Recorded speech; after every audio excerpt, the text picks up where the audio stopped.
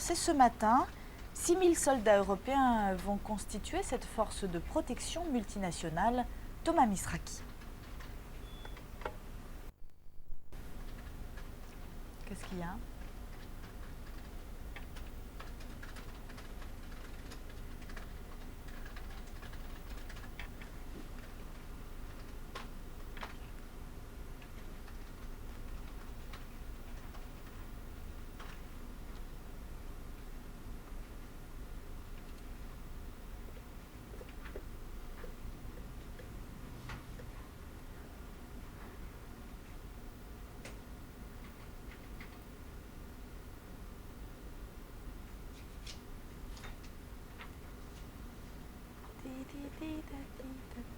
C'est qui, c'est Rush?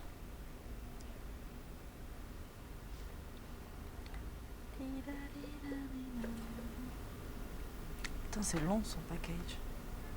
Putain, il dure un siècle son package là. Ah oui, 1,08. Ouais. Attention.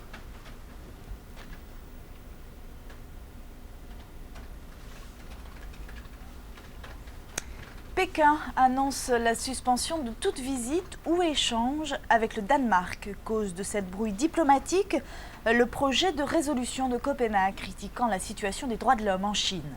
Une résolution présentée devant une commission de l'ONU à Genève et que les États-Unis ont décidé de soutenir.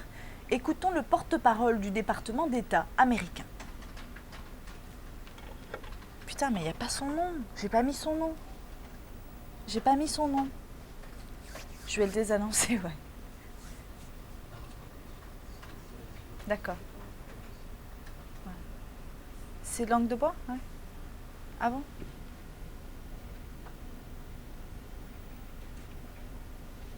C'était Nicolas Burns, donc. En revanche, la France, imitée par l'Allemagne notamment, n'avait pas voulu suivre cette condamnation du régime chinois, lui préférant le dialogue critique, selon une expression de Jacques Chirac.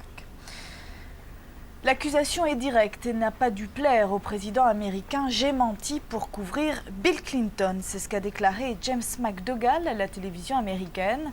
Cet ancien associé du président des États-Unis a été condamné hier à 3 ans de prison. Une peine prononcée par le tribunal de Little Rock dans l'Arkansas. Ancien banquier James McDougall est poursuivi pour fraude dans le cadre du scandale politico-financier Whitewater. Lui et son épouse s'occupaient d'une société gérant ce projet immobilier, un projet dans lequel le couple Clinton avait investi dans les années 70 et qui s'est avéré un véritable fiasco. La faillite frauduleuse de la caisse d'épargne avait coûté plus de 300 millions de francs aux contribuables. L'enquête sur l'affaire Dutroux touche au cœur du gouvernement belge. L'ancien ministre de la Justice, Melchior Wathelet, a été directement mis en cause. Pour la commission d'enquête qui a publié son rapport aujourd'hui, le ministre porte la responsabilité de la remise en liberté conditionnelle de Marc Dutroux en 1992.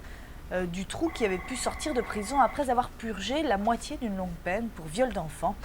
Et c'est alors qu'il a recommencé rapt, viol et séquestration.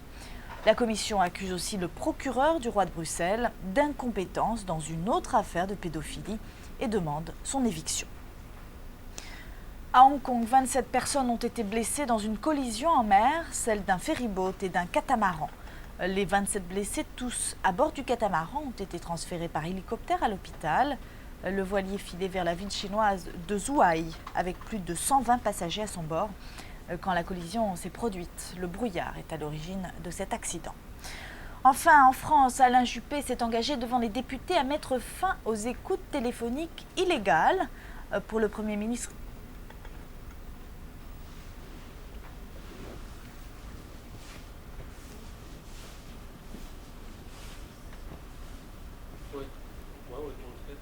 putain, c'est ce qu'elle m'a dit, ouais, j'avais le soleil dans le visage. Ouais, allez, hop, mixte. On peut rien faire, c'est super nul. C'est parti, hein, Karim.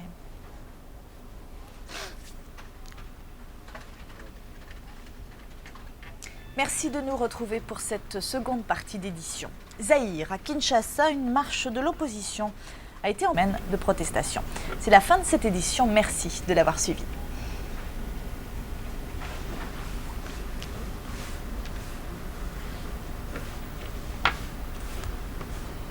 J'avais encore le soleil dans la gueule?